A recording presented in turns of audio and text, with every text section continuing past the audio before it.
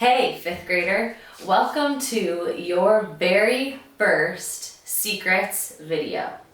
For the next 30 minutes, you will be experiencing your first lesson of secrets.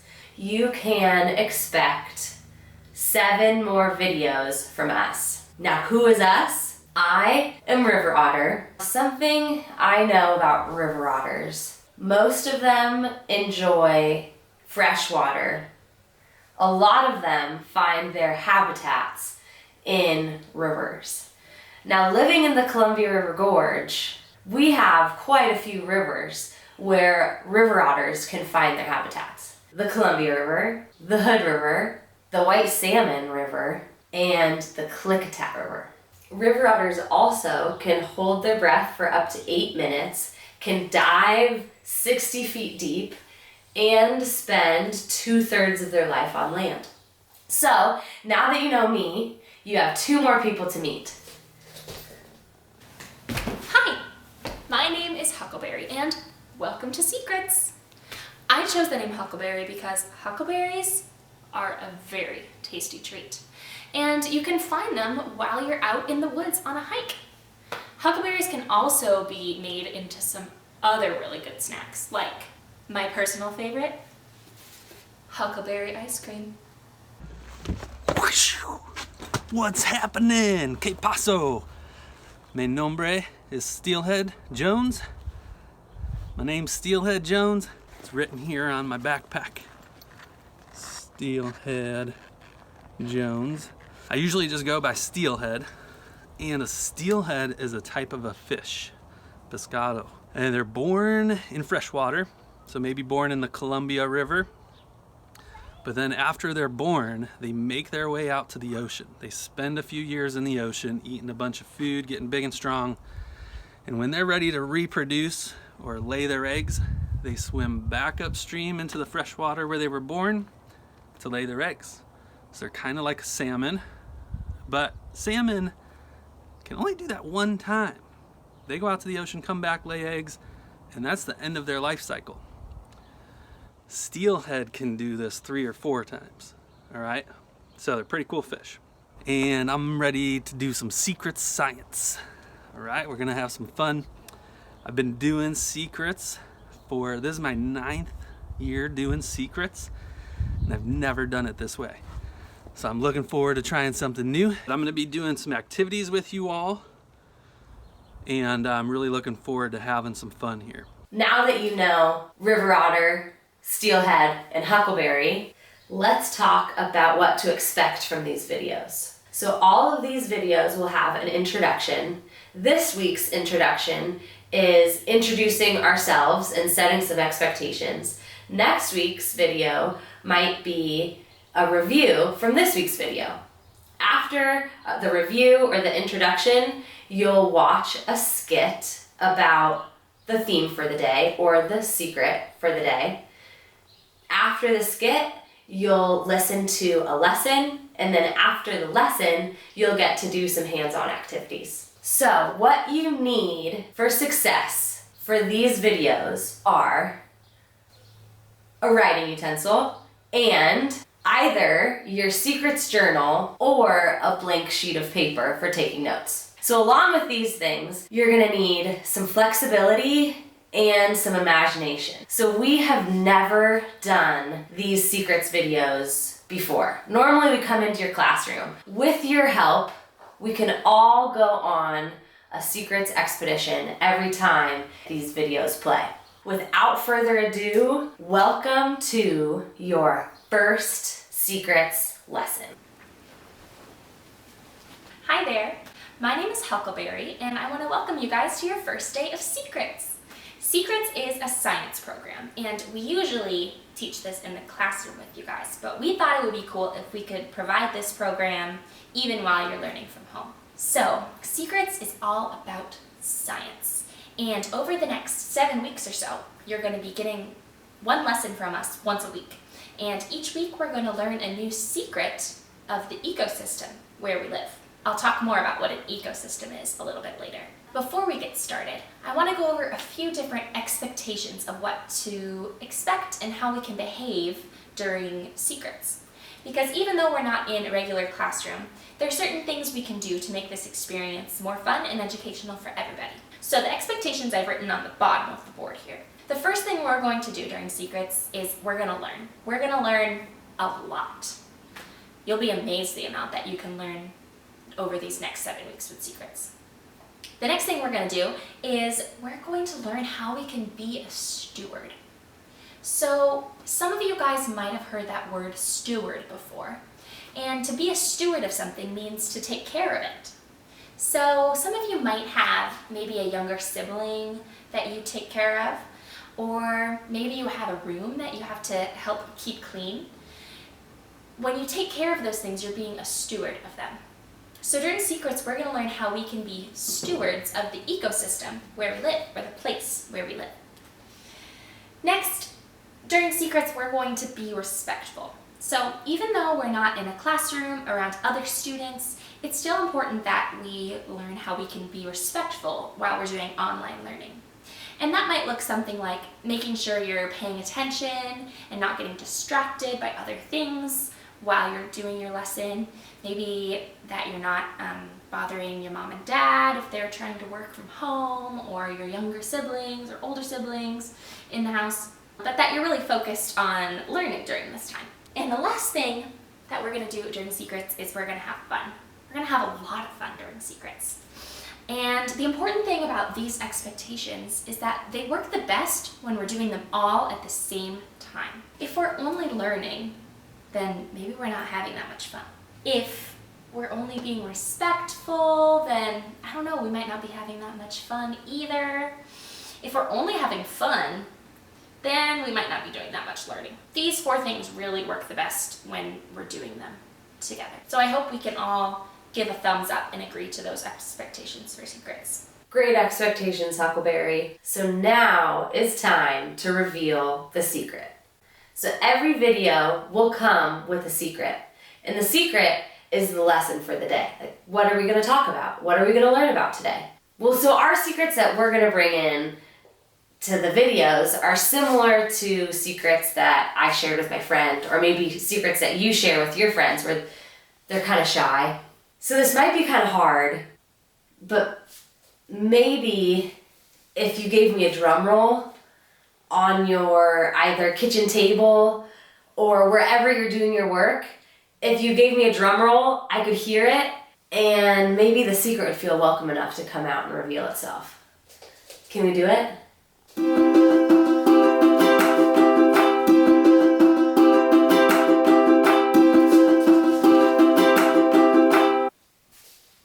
Ecosystems. Living things and non-living things working together to form a community. So if you look behind me, we've got a banner that we can put the secret under. Where do you think this should go? Under the S? Ecosystem starts with E, so maybe under this E, it's green. Under the green T. So with every secret, we have an action, and these actions help us remember what the secret means. So for ecosystems, our action goes like this. Ecosystems, living things and non-living things working together to form a community. All right, that was really good. Let's do it one more time. If you didn't already do it with me, stand on up. Maybe make your siblings stand up or your mom or dad stand up with you, and let's do it all together. Ecosystems, living things and non-living things working together to form a community. Good job, you guys. So now you know what the secret is for today. Here comes your skit. Oh, what a lovely day for a hike in the hills. I love hiking in the Shrub Steppe because there are so many fascinating animals and plants. Ooh, I like that smell. What a beautiful plant. Thank you. I am the old and wise sagebrush. Not only am I beautiful, I am also one of the most important 6 structures of the Shrub Steppe. I provide food and for all sorts of organisms. Alright, so you're a shrub, and I get that. You talk, I don't get that. But what I really don't get is this. What is an organism? Hiker, don't listen to that old shrub. That sagebrush thinks that it's so cool. Just because sagebrushes are so old. Listen to me. I'm in the riparian area, the only place to find water in the shrub steppe. I'm the only one that should be telling you about organisms, because I've got millions of organisms that use me every day. See, an organism is any living thing. As a riparian area, I provide food, water, and shelter for everything from eagles to badgers and coyotes. So obviously, I'm the most important structure of the shrub steppe. Excuse me? I'm bunchgrass, and I am, no doubt, the most important structure in the shrub steppe. If you listen closely, you may hear why. I provide a habitat for birds, rabbits, and so many other organisms. Plus, I have a huge root system, and I help hold the soil in place. Shh! They won't even notice me. I'm sneaking into this ecosystem, and I'm going to use up all of the nutrients I can. Hey man, get out of here. You're stealing all my water and nutrients. Oh, don't worry about me. I'm just going to take up a little bit of space. Just a little bit more space. Hey, stop just it! a little bit more Leave me alone! Leave me alone! Would you two just decompose already? I am the living crust, and I am so tired of this racket.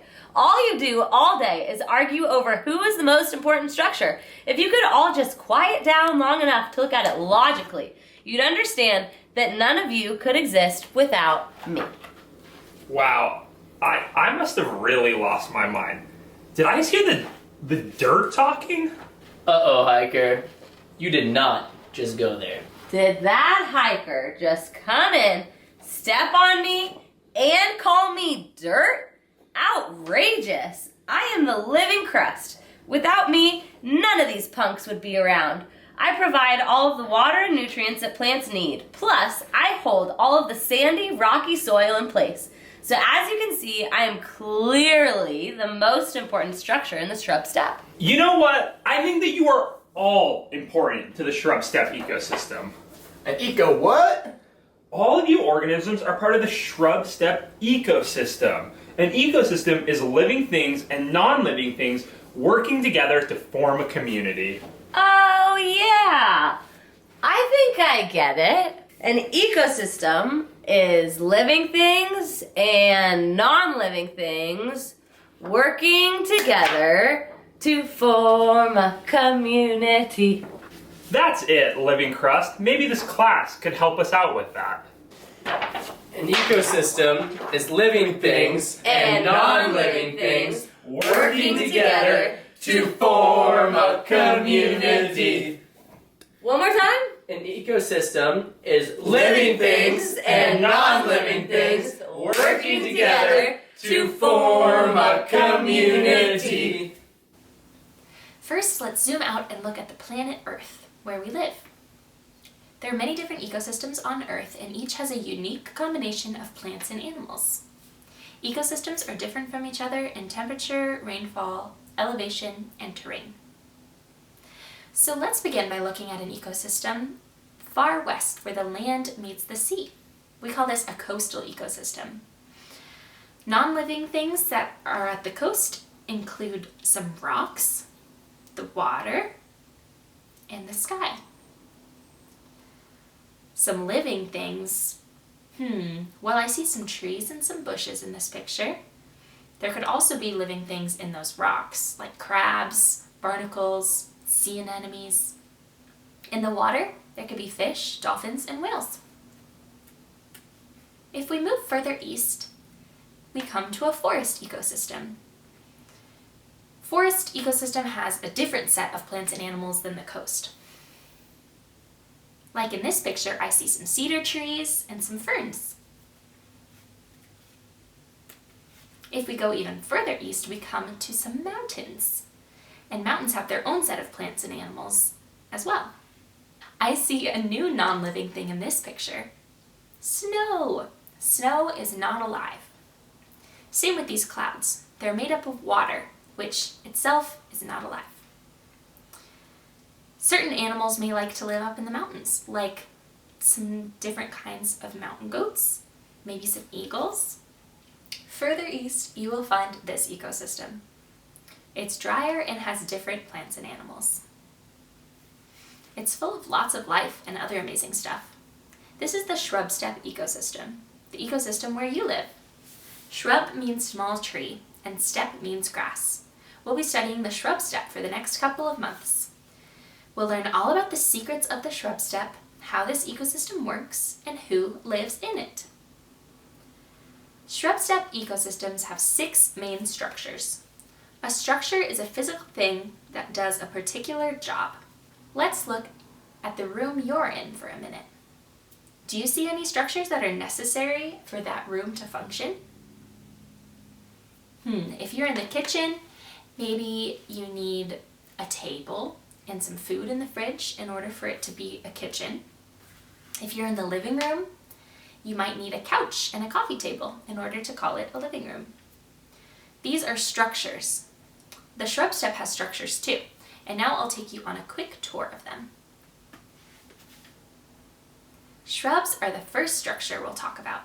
They are plants that have woody stems that are usually smaller than trees.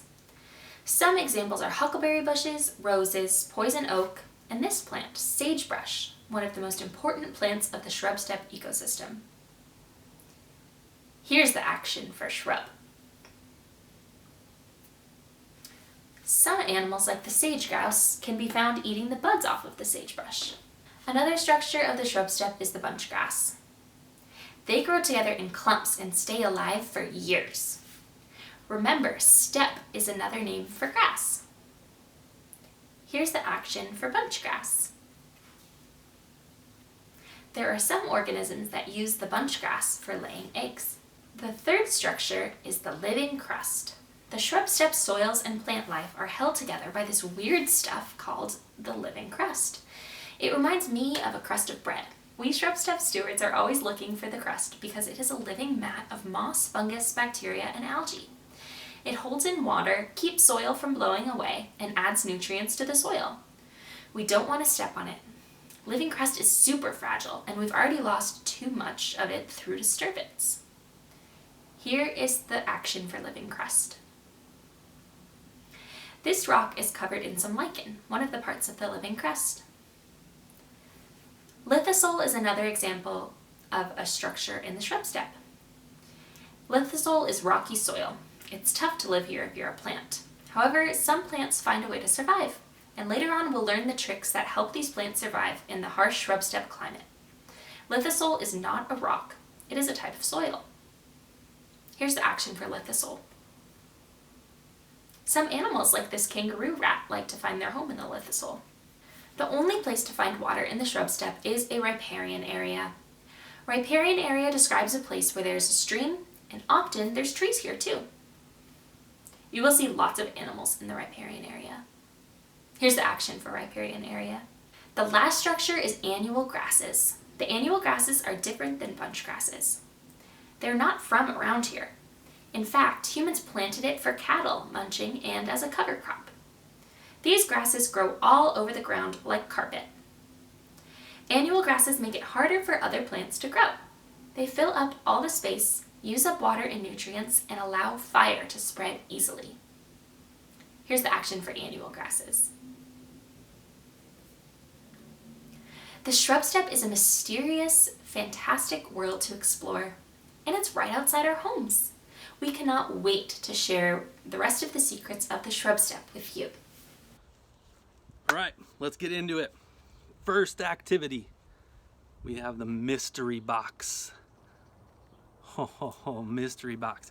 If you have any family members or friends that are in 6th grade through 12th grade or even graduated high school last year, you could ask them if they remember doing secrets. Probably some of the people you ask are gonna remember the mystery box. All right, so the mystery box. It's just a shoe box with a hole in it, some felt so you can't see. and inside is something from nature.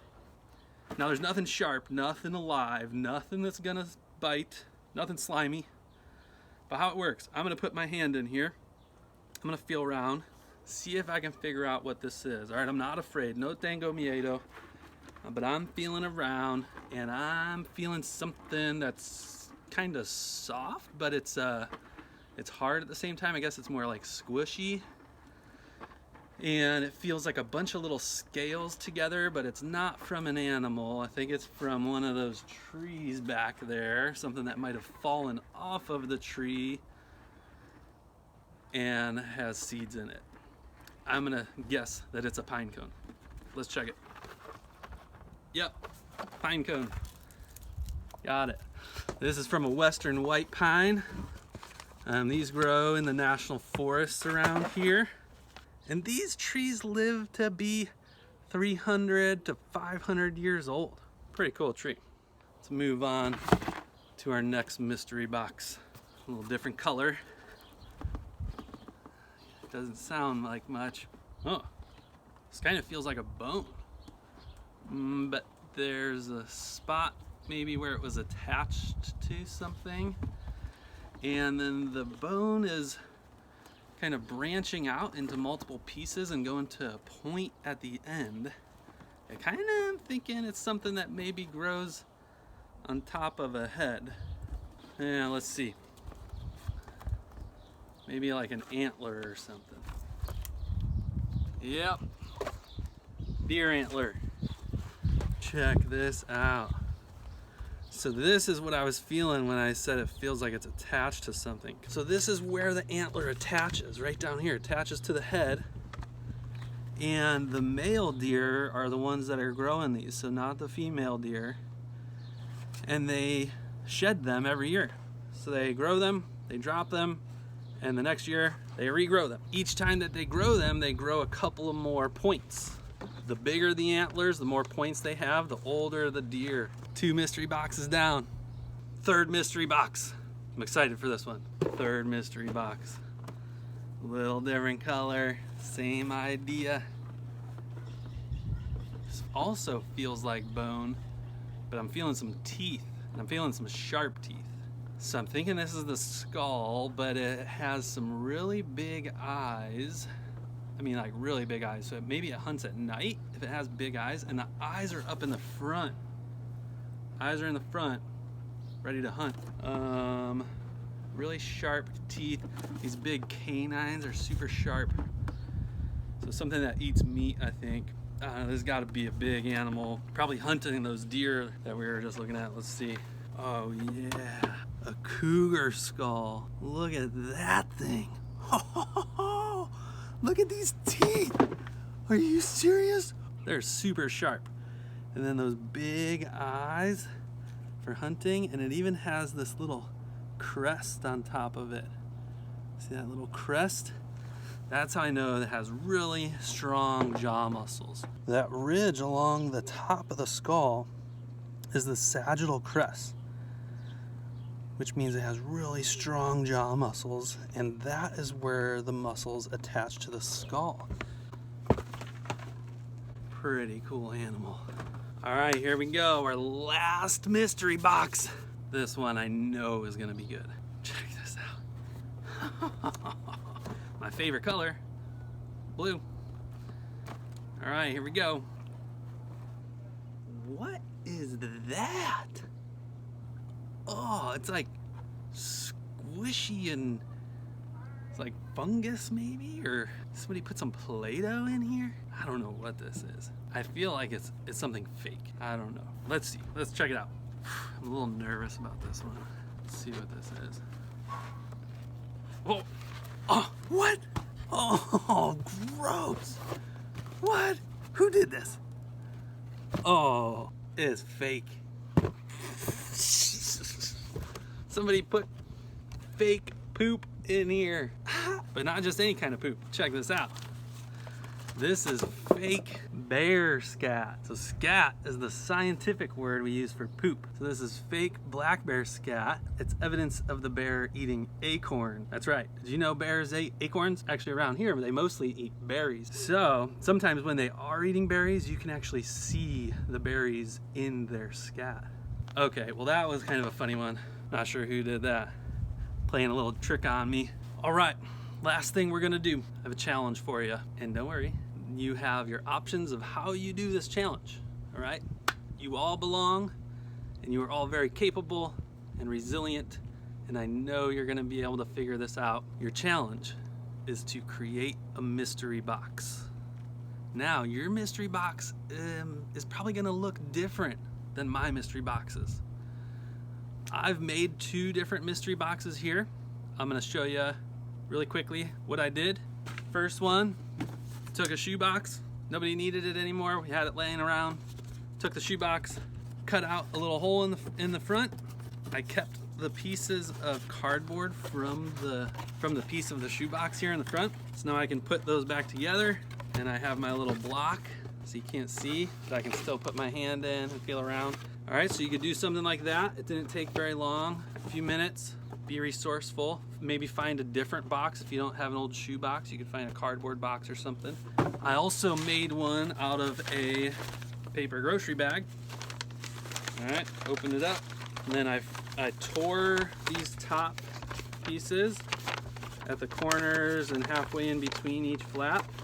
Tore those, folded them down, and voila. Now I have a mystery box that way too. Can't see into it.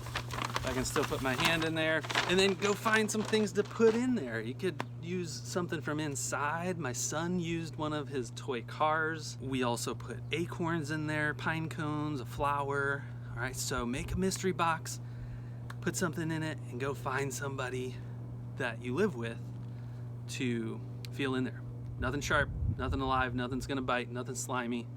Be respectful, be a steward. And if you don't wanna make a mystery box, I bet you could draw a picture of a mystery box or write a poem about a mystery box. So that's your challenge. We're thinking of all of you, and we're really happy that you're watching this video. We'll see you next time. And remember, keep calm, get your outdoors on.